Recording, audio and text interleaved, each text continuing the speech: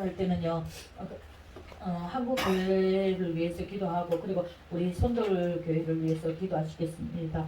주여 세 번 부르고 기도하시겠습니다. 주여!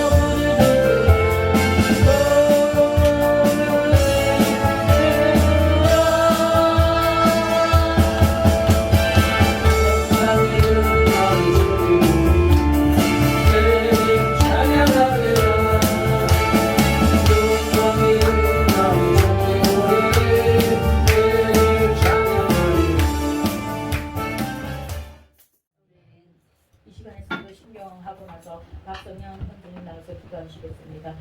전능하사 천지를 만드신 하나님 아버지를 내가 믿사오며 그 외아들 우리 주 예수 그리스도를 믿사오니 이는 성령으로 잉태하사 동정녀 마리아에게 나시고 본디오 빌라도에게 고난을 받으사 십자가에 못 박혀 죽으시고 장사한 지 사흘 만에 죽은 자 가운데서 다시 살아나시며 하늘에 오르사 전능하신 하나님 우편에 앉아 계시다가 저희로서 산자와 죽은 자를 심판하러 오시리라. 성령을 믿사오며 거룩한 공예와 성도가 서로 교통하는 것과 죄를 사하여 주시는 것과 몸이 다시 사는 것과 영원히 사는 것을 믿사옵나이다. 아멘. 하나님 아버지 감사합니다. 오늘도 이 시간 이 자리에 우리를 불러주시고 이 자리에 우리의 발걸음 인도해 주셔서 앉혀주시길 감사합니다.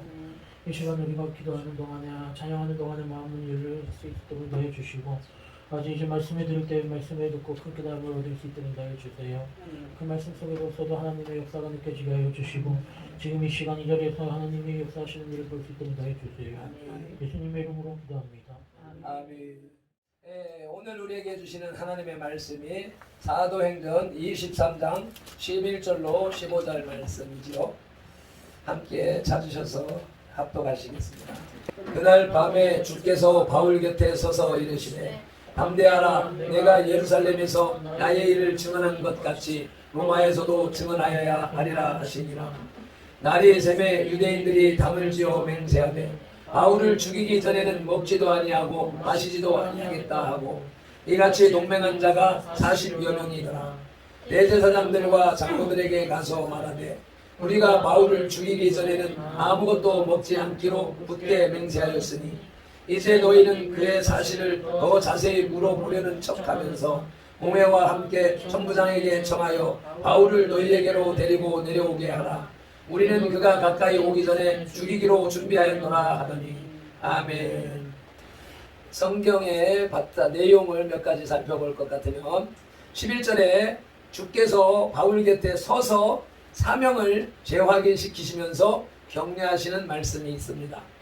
주님께서 격려하시는 것은 인생이 그의 도움을 절실히 필요로 하는 일이 생길 때에만 일어납니다. 아무 때나 구한다고 주시는 것이 아니라 간절히 찾고 주님의 도움이 필요로 할 때에 도우신다는 것이죠. 주님께서는 바울의 로마 여행 계획을 확인시켜 주셨고 그로 인해 바울은 위대한 사업이 로마에서 그를 기다리고 있음을 확신하게 되었습니다.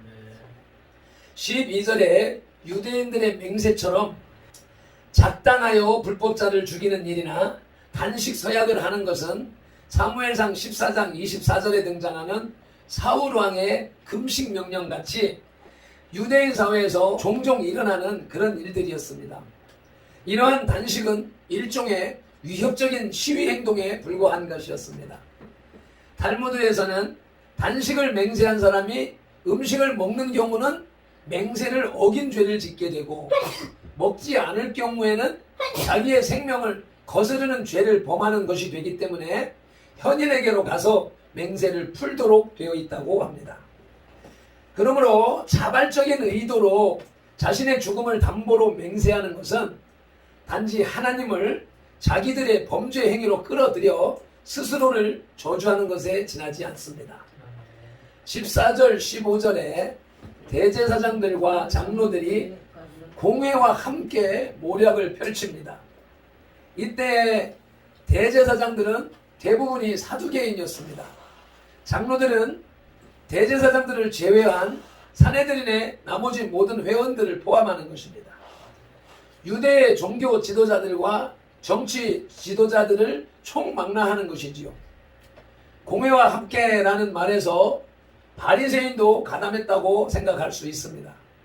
그 이유는 구절에서 있었던 바리새인들의 일시적인 호감이 가라앉았거나 사두개인들이 바리새인들을 회유했을 가능성이 있기 때문입니다. 40대 1이라는 제목으로 하나님의 말씀을 들으시겠습니다.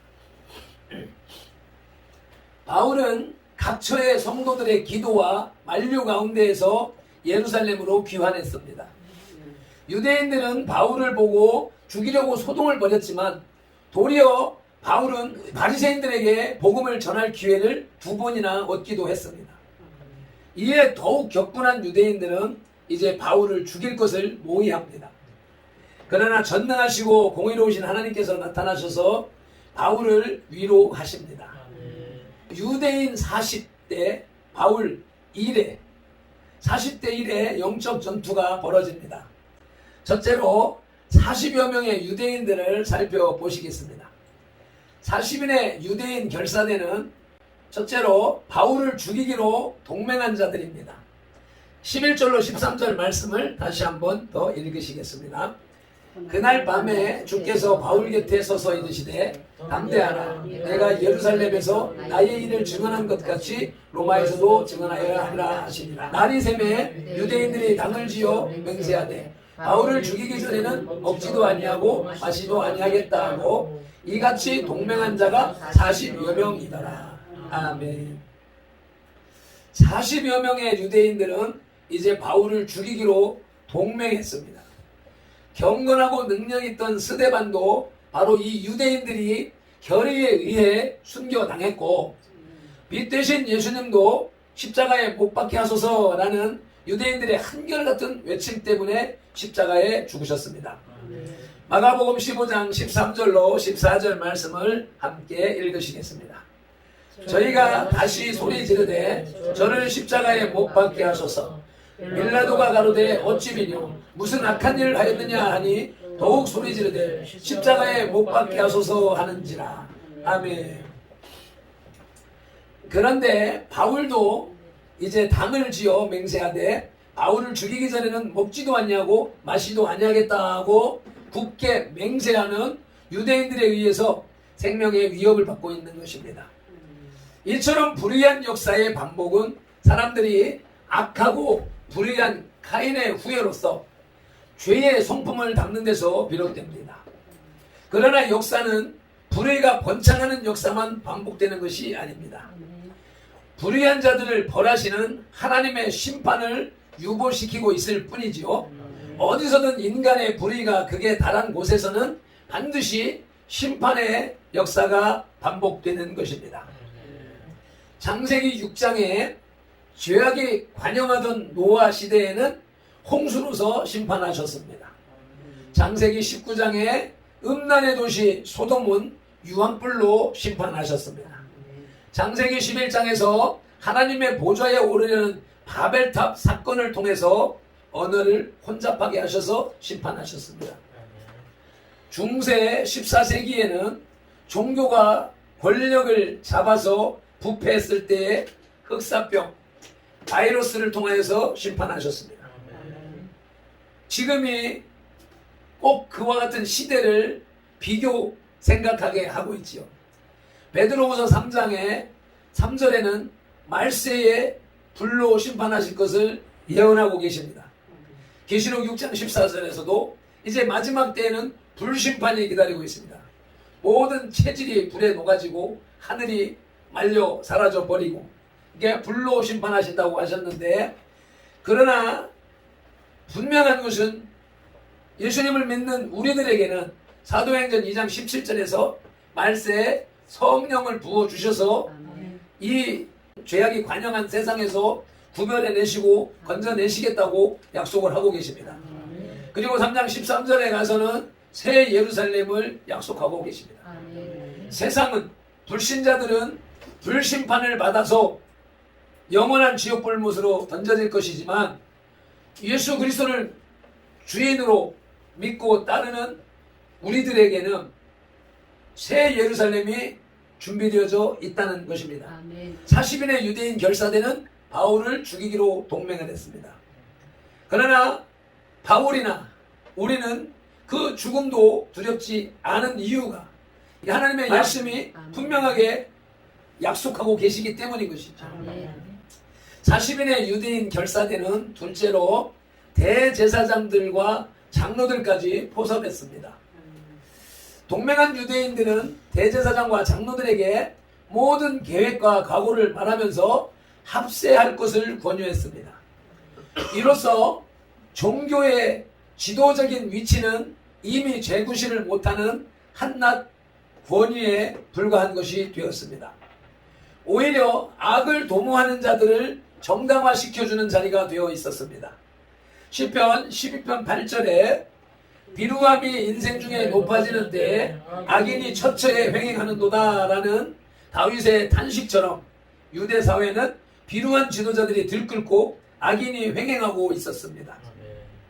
권력자가 불의를 위해 협조하는 일들이 당연히 여겨지는 오늘날 우리의 현실과 크게 다를 바가 없다 하겠습니다.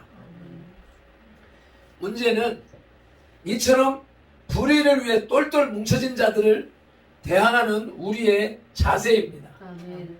성경에는 두 가지의 대처 방법을 제시합니다. 하나는 전투적으로 대응하는 것이며 하나는 철저히 무조항하는 것입니다. 사무엘상 17장 45절 말씀을 함께 읽으시겠습니다. 다윗이 블레셋 사람에게 이르되 너는 칼과 창과 관창으로 내게 오거니와 나는 만군의 여호와의 이름 곧 내가 모욕하는 이스라엘 군대의 하나님의 이름으로 내게 가노라. 아멘. 하나님의 이름을 모욕하는 골리앗을 향하여서 분노한 다윗은 물맷돌 5개를 준비해서 나아갑니다. 나는 칼과 단창으로 혈과 육으로 나오지만 나는 이스라엘의 군대 하나님의 이름으로 나가노라. 아멘. 이번 주간에 주신 주님의 이름, 그 이름의 권세를 가지고 나갔습니다. 아멘. 돌 5개 준비했지만 5개를 다 쓸 필요가 없이 하나를 던졌는데 그 하나가 골리앗의 이마에 명중해서 쓰러져 버렸습니다. 아멘. 준비하고 나가 싸울 때 하나님이 도우시고 역사하셔서 승리케 하는 것이지 아멘. 가만히 앉아서 주님 도와주세요, 주님 도와주세요 기도한다고 되는 것이 아니라는 말씀인 것이죠. 아멘. 세상은 나가 싸워야 됩니다. 싸우고 싸워야 승리가 있는 것이지요. 성경은 이스라엘의 전쟁사를 기록해놓은 책입니다. 그리고 하나님의 이름은 만군의 여호와입니다. 전쟁의 하나님이십니다. 승리하시는 하나님이십니다. 아멘. 그런데 그의 군대된 믿는 사람들이, 그리스도인들이 세상을 향하여서 악을 향하여서 싸우지 않는다면 그것은 말씀을 온전히 깨닫지 못한 것이겠지요. 아모스 5장 24절을 읽으시겠습니다. 오직 공법을 물같이 정의를 하수같이 흘릴지로다. 아멘. 이 땅에, 이 세상에 하나님의 나라와 하나님의 뜻이 이루어져서 이 땅이 하나님의 나라 되게 하는 것이 하나님의 군대, 마하나임의 군대의 사명인 것입니다. 아멘. 세상 권세 잡은 마귀 군대는 하나님의 나라가 이루어지지 않게 방해하는 것이고, 그러기에 하나님의 군대는 이 세상을 복음으로 물들이지 못하도록 방해하는 마귀들과 싸우는 전쟁터인 것입니다. 구약 시대만, 성경 시대만 전쟁을 하시는 하나님이 아니라 아멘. 지금 이 시대에도 그 영적 전쟁이 치열하게 벌어지고 있는 것이죠. 아멘. 그리스도인은 영적 전사입니다. 아멘. 또 하나는 철저히 무저항하는 것입니다. 마태복음 5장 10절로 12절 말씀을 읽으시겠습니다. 의인을 위하여 핍박을 받는 자는 복이 있나니 천국이 저희 것이니라. 나를 인하여 너희를 욕하고 핍박하고 거짓으로 너희를 거스려 모든 악한 말을 할 때에는 너희에게 복이 있나니 기뻐하고 즐거워하라. 하늘에서 너희 상이 크니라. 너희 전에 있던 선지자들을 이같이 핍박하였느니라. 아멘. 마태복음 5장 38절로 42절도요. 또 눈은 눈으로 이는 이로 갚으라 하였다는 것을 너희가 들었으나 나는 너희에게 이르노니 악한 자를 대적하지 말라. 누구든지 내 오른편 뺨을 치거든 왼편도 돌려대며 또 너를 송사하여 속옷을 가지고자 하는 자에게 겉옷까지도 가지게 하며 또 누구든지 너로 억지로 오리를 가게 하거든 그 사람과 심리를 동행하고 내게 구하는 자에게 주며 내게 꾸고자 하는 자에게 거절하지 말라. 아멘. 사무엘상의 다윗과 골리앗의 싸움과 지금 마태복음에서 주님이 말씀하시는 이 영적 전쟁에 있어서 무슨 차이를 느끼실 수가 있겠습니까? 하나는 나가서 싸워라. 하나는 절대 싸우지 말아라. 한쪽 뺨을 때리거든 다른 한쪽을 내어주라. 무슨 차이입니까? 앞에 기록되어져 있는 전쟁은 영적 전쟁, 그러니까 마귀와의 전쟁인 것이고, 뒤에 마태복음에 기록되어져 있는 전쟁은 사람과의 싸움이잖아요. 그러니까 전쟁에 있어서 영적 전쟁과 혈과 육의 전쟁을 우리 구분해서 생각을 해야 된단 말이죠.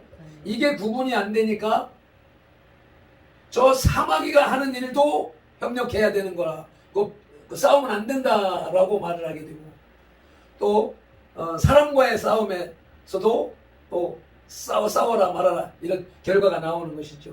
그러니까 마귀를 향한 싸움은 골리앗을 쳐 부시듯이 가야 된다. 지금 교회를 핍박하는 적군이 누구요? 적군은 지금 주사파라고 하는, 이제 주사파는 말도 너무 오랫동안 들어와가지고 이 귀에 그냥 일상적으로 듣는 말이 되놓으니까 여기에 대해서 긴박감을 느끼질 못하고 있어요. 김일성 사상가들이 정권을 잡고 교회를 무너뜨리려고, 대한민국을 무너뜨리려고 작당하고 있는데, 그가 권세자입니까? 하나님이 주신 권세자입니까? 하나님의 나라를 이루기 위한 도구로 쓰임받는 권세자입니까? 아니잖아요. 마귀의 도구로서 하나님의 나라를 무너뜨리려고 하는 마귀의 종이잖아요. 골리앗과 같은 대상이잖아요. 그러니까 골리앗은 가서 돌을 던져서 쓰러뜨려야 돼. 그래서 그렇게 싸워야 되는 것이고, 여기서 뒤에서 말하는 핍박하는 자, 그리고 뺨을 치는 자, 이들은 우리 형제들, 이웃들, 사람들, 우리가 구원해야 될 대상들, 하나님을 알지 못하여서 죽어가는 영혼들, 심령들, 구원할 대상, 하나님이 모든 사람이 다 구원받기를 원하시는 그 대상을 향한 것이죠. 그들을 향하여서는 그들이 몰라서 핍박하는데, 몰라서 뺨을 치는데, 그들이 필요해서 돈을 요구하는데, 그러면 도와줘야 되는 거죠. 그것이 구분되어져야 되는데, 지금 현대 수많은 사람들은 그것이 구분되지 않으니까 이 말씀을 통하여서 지금 이 시대를 또 분별하는 것처럼, 우리가 교회가 지금 이 정권을 대항하여서 싸울 때냐, 이 정권을 품을 때냐, 이것도 우리가 잘 깊이 생각해야 될 때라는 것이죠. 40인의 유대인 결사들은 세 번째로 거짓된 음모를 꾸몄습니다. 동맹한 유대인들은 대제사장과 장로들을 권하여 진실을 가장한 음모를 꾸몄습니다. 지도자들이 평화의 얼굴을 가장하여 바울을 불러내면 동맹한 자들, 암살단은 매복하였다가 죽이려는 것이었습니다. 이들은 함께 정직을 떠나 의로운 자를 무덤으로 이끌어가는데 동참하고 있었습니다. 로마서 3장 13절 14절입니다.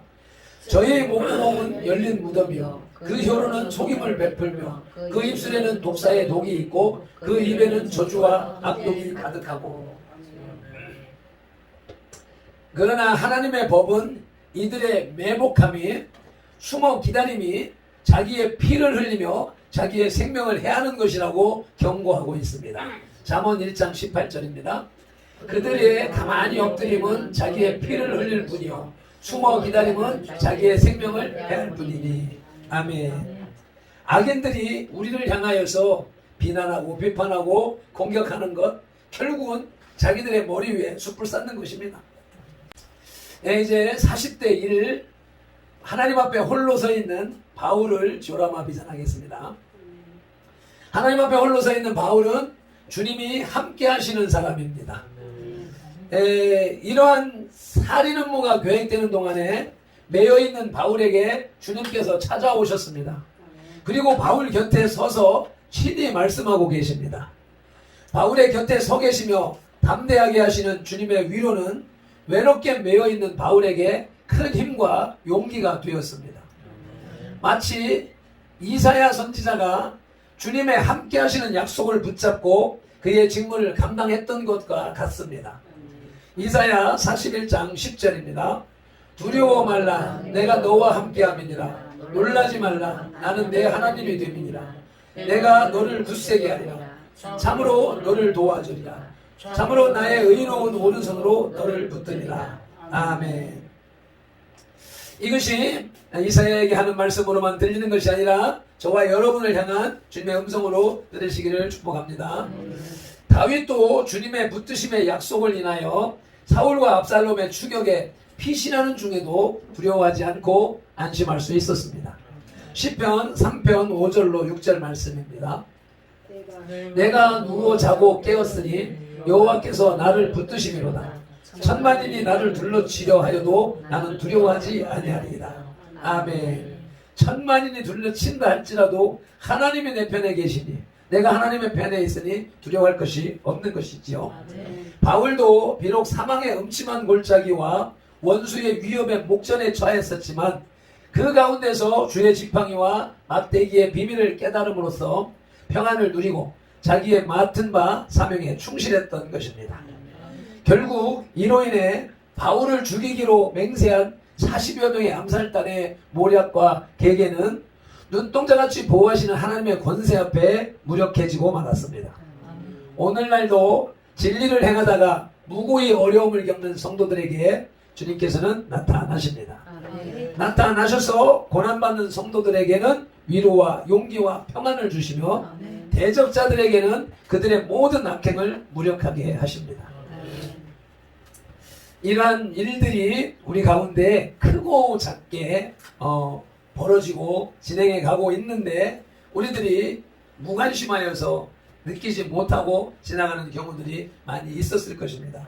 돌아보기도 하고 앞으로도 잘 생각해서 말씀을 잘 기억해서 그러한 때에 위기도 모면하고 넘어갔을 때에는 더 감사할 수 있기를 축복합니다. 하나님 앞에 홀로 서 있는 바울은 두 번째로 주님의 계획을 소유한 사람입니다. 바울은 다메섹 도상의 변화 이후 복음을 위한 하나님의 일꾼으로 충성스럽게 살아왔습니다. 그런데 이제 예루살렘에서도 복음을 전했고 또 이방인의 손에 넘겨졌으니 사역이 다 끝난 것으로 여길 수밖에 없었습니다. 그러나 주님께서는 담대하라. 내가 예루살렘에서 나의 일을 증언한 것 같이 로마에서도 증언하여야 하리라 하는 말씀으로 그에 대한 계획이 아직 남아있음을 확신시켜 주고 있습니다. 복음의 결과를 칭찬하신 것도 아니고 또 곧 풀려날 것을 말씀하신 것도 아니었습니다. 단지 그의 남은 사역이 로마에서의 복음 증거라는 그 한 가지를 알려주셨습니다. 거의 죽음을 각오했던 바울에게 이것은 큰 기쁨이 아닐 수가 없습니다. 그의 생명이 잠시나마 연장될 수 있다는 뜻의 사실에 기쁜 것이 아니라 자기에게 아직도 사명의 기회가 남아 있다는 사실이었습니다. 그것도 그가 그처럼 바라고 소원하던 로마 핵이라는 것이 더욱 기쁜 사실이었습니다. 바울의 이 기쁨이 저와 여러분의 기쁨으로 전이되기를 간절히 소원합니다. 로마서 1장 10절 말씀을 읽으시겠습니다.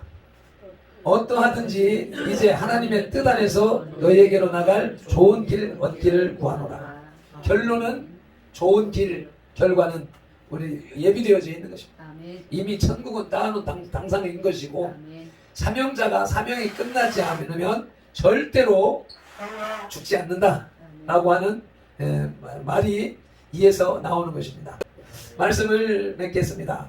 주님께서 바울에게 예루살렘에서 증거한 것 같이 로마에서도 증거할 것을 알려주신 바로 그때에 40여 명의 유대인들은 바울을 죽이기 위한 맹세를 하는데 거기에 대제사장과 장로들 그리고 공회가 같이 합세합니다.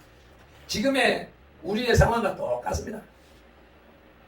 교계, 정계, 재계, 사고일고 행정부 할 것 없이 전부 똘똘 뭉쳐서 교회를 공격하고 있는 모습. 오늘 이 바울을 죽이기로 결의한 그 당시 상황과 지금 모든 기관은 다 하나로 뭉쳐서 거대한 골리앗의 형상을 하고 있고 한국교회는 거기서 왜소한 어린 소년 다윗의 모습으로 있는 것이 지금 현실의 영적 대한민국의 상황이다. 한국교회의 상황이다. 라고 하는 것이죠. 대제사장과 장로들 그리고 공회가 합세한 것과 같은 상황이다. 세상의 흐름이 악해지면 악해질수록 성도들은 소그룹의 모임을 만들어 말씀 그리고 기도 교제를 나누는 것이 필요합니다. 곳곳에.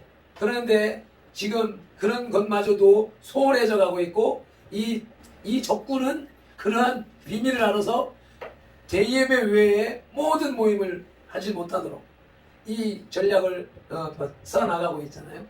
그러니까 거기에 말려서 계속 이대로 가서는 안 되는 것이고 수시로 2명, 3명이든 이렇게 가정에서 또 카페에서 커피숍에서 이렇게 만나서 나누고 교제하며 키워나가는 그런 공동체로 다져나가야 된다라고 하는 것입니다.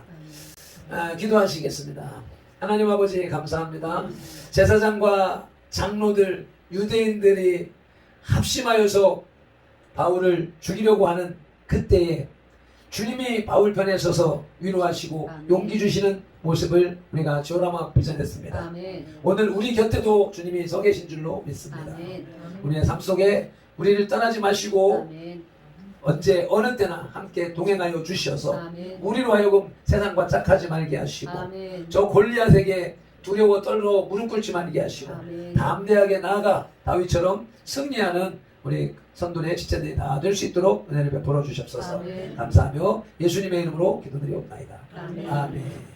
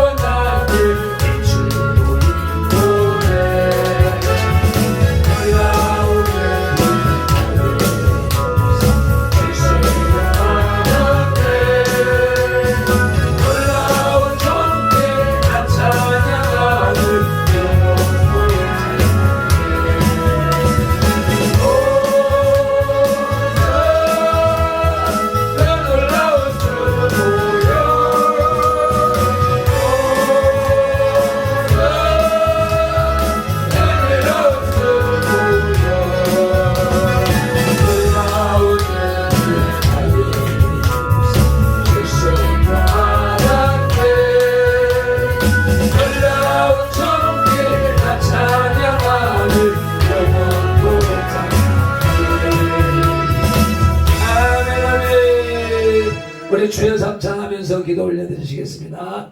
주여